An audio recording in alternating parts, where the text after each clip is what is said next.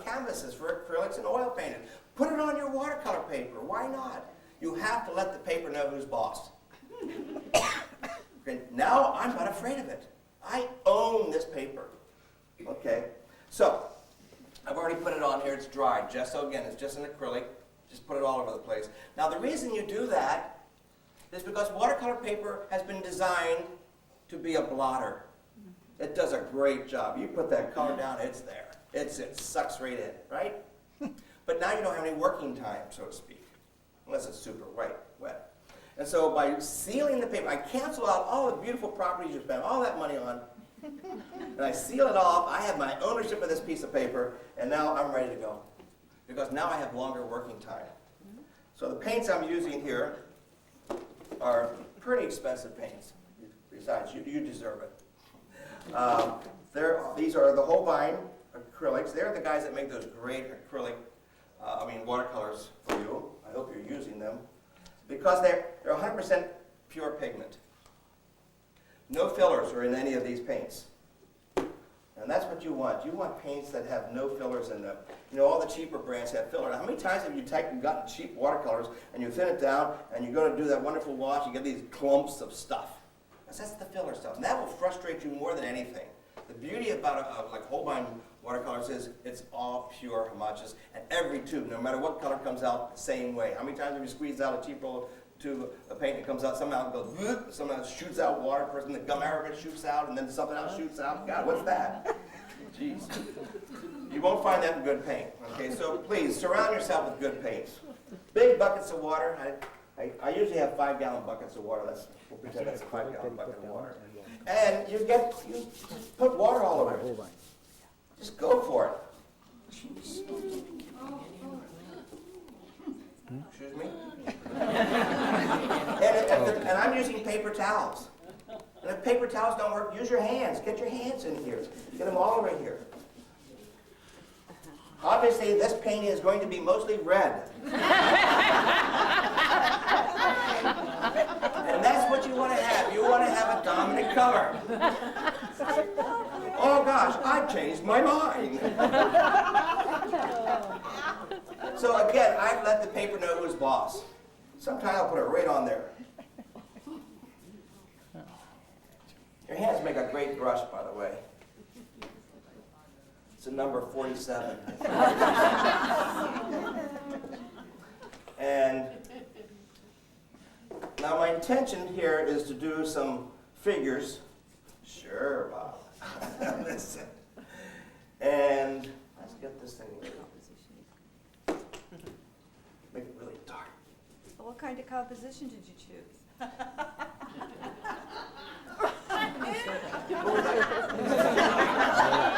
I like your comment. This will be the 13th one. See if you can figure it out.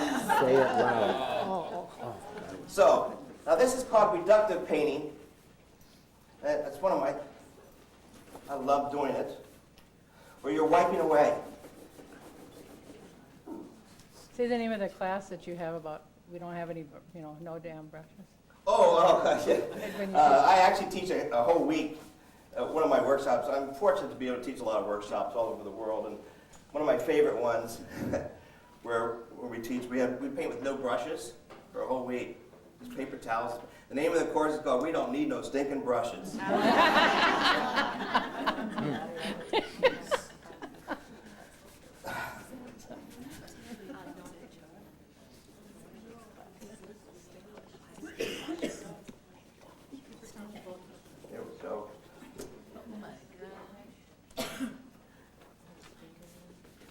Let's make her nice. I would say it's have you figured out what do you think it is? What composition it is? It's asymmetrical. A lot over here, something small over here. If it's not small enough, let's make it smaller.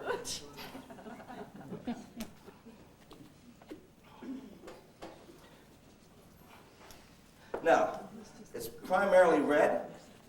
And now I'm going to go into the complement of that particular color. So I walk over here, and this particular color where it's going to be kind of a blue-green color. I've got some blue-green somewhere in here. There we go, blue-green. And white. White. Now, it always amazes me, especially at watercolor societies, that, well, you're not supposed to use white. Geez, what are you supposed to do with all that white watercolor you buy that comes with a kit? It comes there. I mean, John Singer Sargent, Winslow Homer, white watercolor. So get over it. It's paint, use it. Well, I use so much white, I decided to switch over to gesso. So my gesso, I mean, my white happens to be gesso because it's cheaper and I use a lot of it. So let's put some white in some of this. Here.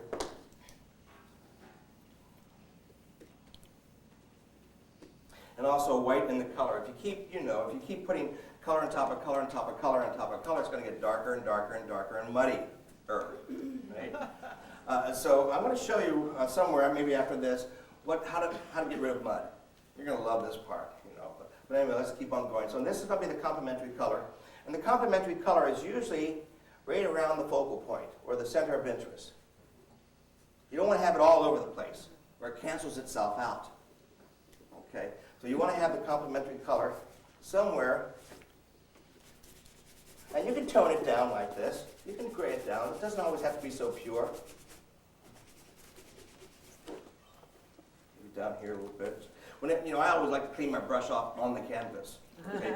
Not on the water. We're really good at making dirty water, aren't we? How many times have you got a big loaded brush? Yeah! And you do this. Put it on here. Get it on here. Don't overthink this. We adults do. And that's why we get into trouble every time. Well, I've heard that you can't do that. I've heard that someone told me that I shouldn't be. You stop listening to people who don't paint. And so also stop listening to people who can't sell a painting. If the shoe fits.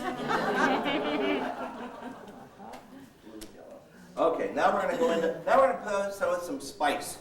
Let's put some spice. By the way, let me just do one more thing here. Well, it's nice and wet and juicy. This is a good time to draw. I love moving things around and drawing. Again, it's just plain. That's one of the things we forgot to do in our studio. Goofing around. You get up in the morning and say, oh, I have a whole day to paint, and you open up and you start, and you go for that finished painting. You forgot the playtime. You're trying to make a perfect, pretty picture by the end of the day. And at the end of the day, are you satisfied? No. At the end of the day, what have you got? You got a pretty picture. What did you learn? Nothing. Too bad. Because you're still painting for somebody else who doesn't paint or something like that. You've got to goof around and play like this. Do what I call a series of what if. What if I do this? What if I do that? I don't know. Let's try this. I've been painting for 18 years every day, and I'm still learning. It's so exciting. I actually run down to my studio every day to see what I'm going to mess up. I mean, paint. So let's see where we're going on this one. And now the complementary color on this particular one is becoming yellowish. And again, you just use it sparingly.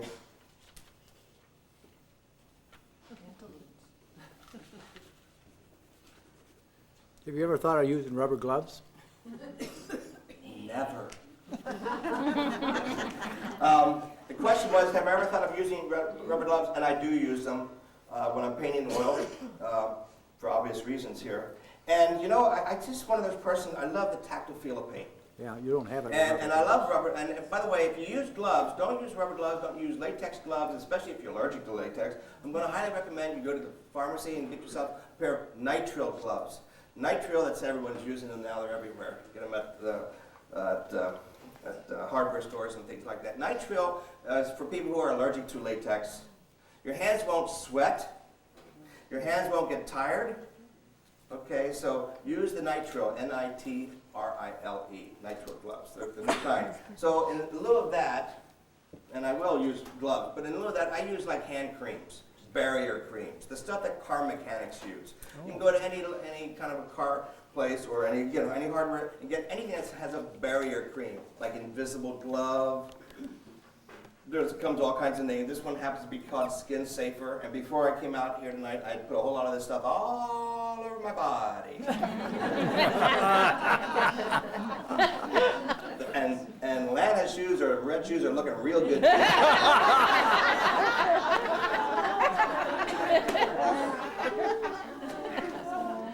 Oh, that's right. Oh. You've had that line before. Yeah, no. So do you think we had fun this week, everybody? Those of you that haven't been in this workshop? Yeah. Yeah. Well, I mean, again, just look at the stuff that's going around here. It's just fantastic. Now I'm going to come in and make some black because I can. That's about it, you know. And I'm going to make it a little more richer. More richer. Sorry. By the way, my brushes are really long. I can't do it really here in this demonstration. These are my brushes. These are my little brushes. And the reason I do this, and I saw this wonderful photograph of Matisse. I was one of those world's worst and best uptight painters in the world. I was one of those, and I said, boy, if I'm going to do this the rest of my life, this is not going to be any fun. So thank goodness that photograph, you've all seen this wonderful photograph of Henri Matisse sitting there, it's a very famous photo of him, sitting there in the middle of the cathedral, of the church rather, that the nuns that were taking care of him as he was ailing and almost dying. And he's sitting there with his big blanket on him, and he's got a 10-foot stick. And he's drawing on the walls with a 10-foot stick with a charcoal on it, drawing the Stations of the Cross or something like that. I go, oh my gosh, that's what I need to do to loosen up. So I went outside and put all these twigs from the trees, pruned the trees that day, and put them on all my regular brushes, just with tape, you know, masking tape, along the stick. My brushes average about 30 to 40 inches long. Now, and I also don't sit down when I paint. While I physically still can, I know that we can't all do that, but while I physically still can, I'm going to stand and paint. And by standing, I'm a lot looser. It's a nice form of exercise too, by the way. And because I realize that as soon as I sit down with my little brush, squeezing the bejeebies out of it, as soon as I sit down, I stop breathing and my sphincter muscle tightens up. And you didn't know this was going to be an anatomy class.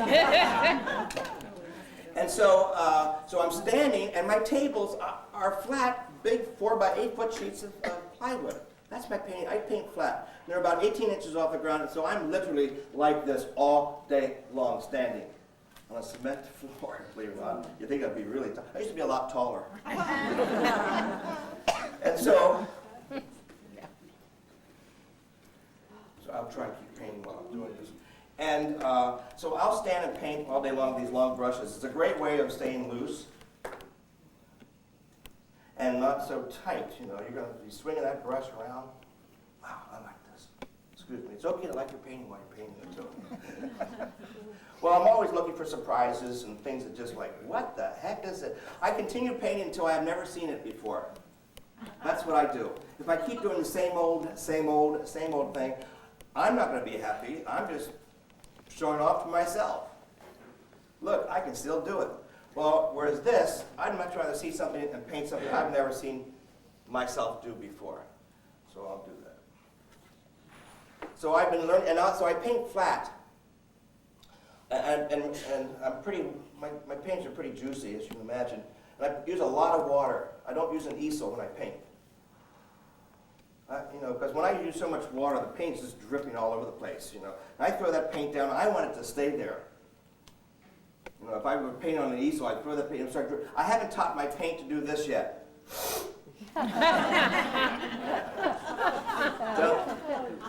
Sorry, class, same old jokes. Hey, you got in for free. What do you want?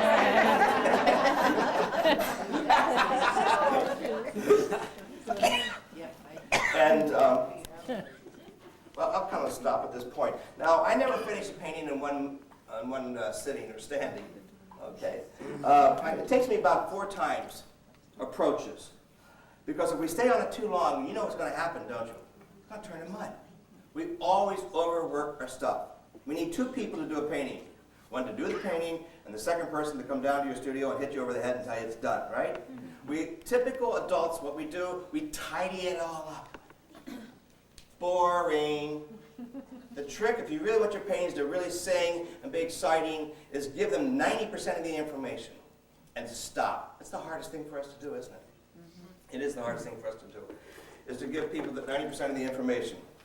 Because that invites them in. If you give them all the pieces of information like a Norman Rockwell painting, you walk in and say, oh yeah, boy, technically, he's really good, really humorous, that's great. Keep on walking. You admire the technical skill, but it gave you all the information. It doesn't pull you in. I like a painting that's not completely finished, and so you just walk by, you go, what? What? See, now I got you. You see? And don't you find it's much more interesting to look at a painting that's like that as opposed to something that's all there for you. You don't have to think about it. You know, here again, the artist is just showing off their technical skill. Okay, I'm not putting down photorealism. I love photorealism. If you have a good intentions, you have good color, and you have a good composition. So when I jury a show, everyone thinks, oh, but he's only going to just allow just the abstracts in. No way. You'd be surprised. A lot of people are so shocked that I let photorealism in, abstracts in, and whatever, and amateur paintings and super professional paintings get in the same show that I jury. It's because I can tell if the artist gave it their all, if they painted from their heart. I can tell, and you can too, the phony far outs. Well, I'll do something abstract, man. I'll just throw paint all over the place. Oh, I'll get in because Burridge is the juror. No, you won't. You all know what the phony far outs are. It's the stuff where we just throw snap. Doesn't talk to your soul. So even though I'm throwing all this stuff at you right now, it might be pretty new for some of us. Don't worry. I know some people said to me the other day, they said, geez, I should have started 20 years ago. No. It's never too late to be what you should have always been. If you want to paint this way and live another 50 years, you will. And your heart doesn't know how old you are. And you have to paint from your heart. You have to paint what you want to paint, not what you think is going to sell, what the latest color combination or the latest subject's going to be. Well, I heard that this year the landscapes are selling, or number one. Number two are florals, or number two. And number three that are selling are roadkill, or whatever, I don't know. But the point here is you'll be chasing an empty rainbow trying to figure out what's going to sell. I hear this all the time. I know you talk about it. Geez, I wonder what's going to sell. I got to make some money. I'm going to paint what's going to sell. You're chasing that empty rainbow. You absolutely have to paint what you want to paint, and that's the closest subject to your heart. And my class has been doing that today. They've been writing their themes, goals, setting their goals, and their paintings today bring tears to my eyes. Things that were so personal to them, it's almost a healing process. And they're doing them in a series. And I'm going to highly recommend that you do a painting in a series. You don't do one painting. How many times have you done one painting and you get to the point, I really like this painting, but your creative side wants to go a little bit further. But you don't want to do it because you don't want to mess it up. Right? So this creative, you've got the juices going, I really like it, oh, this is perfect, I love it, but I don't want to mess it up, so you stop. So the secret here, if you want to keep on going, start another one. Bring it up to the level of the first one that you love so much. And you get it up, oh yeah, now it's the same, and you go further. You haven't screwed up the first one. And now that I have complete freedom to go even further. And now this is even better. Wow, I didn't know I could do this. Okay. And you want to go even further, but you don't want to screw up that one. So you put that second one aside, and you get another one going, and you build the third one up so it looks just like the second one, really similar to it, and you have the freedom of going even further. Do you see how you've taught yourself to paint? I actually do this every morning. I do 6 paintings of the same subject. 6 in a line. I line them all up. These are my warm-ups. This is my goofing around time, the parts that you don't allow yourself to do. And by the time you get that 6th painting, that first one, it's terrible. You see? And in art school, what they do, they divide the class in half. Very first day, they divide the class in half. Okay, boom. Everybody over here, you're going to paint 1 full sheet. It's due next week. Yeah, piece of cake. Everybody over here, you're going to paint 100 full sheets. They're due next week. They're all angry. Sure enough, a week comes up, they all show up with 1 painting, full sheet. Got it done. Everybody over here, exhausted, tired, angry. They got each 100 sheets each. Who do you think learned the most about painting? Yeah, over here. And that is the secret to painting, folks. You learn nothing by doing 1 a month. Hate to say that. You have to learn to paint a lot of bad paintings before you get to a good painting. Thomas Edison knows 1,000 ways the light bulb doesn't work. It was that 1,001. He didn't give up. You have to produce a lot of paintings. Now, many are called, but few are chosen. I've always said. And that's how you learn to be a better painter, by having stacks of them. I have a stack of turkeys in my studio. Notice I haven't called them failures. They're god-awful. And so one day a week, I take the god-awful painting, put it in front of me, and go, okay, what am I going to do about it? I'm the closest person to it. Well, they say that, freedom is when you have nothing left to lose. Thank you, Chris Christopherson. I have nothing left to lose. It's a real turkey. And this is when I turn left, and I do something completely different. Turn left and keep on going, you see. And they actually end up being my best paintings. So I'm actually pretty happy, or thrilled, kind of, sort of, when I have a turkey. That gives me an opportunity now to do something I've never done before. So you might want to try something like that. To do lots of them. Start your day off. If you're going to do a full sheet, make sure you do lots of little ones first. Warm-ups. And you'll see lots of small ones around here. Same subject matter, variations on a theme. That's what we do. Variations on a theme, variations on a theme, variations on a theme. And now I'm ready to go for that big one. You see, it's like paint sketching.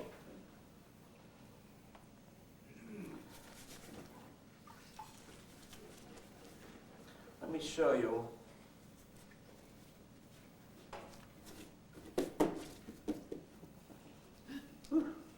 Ooh, she's dancing now. So we put that in the oven at 450.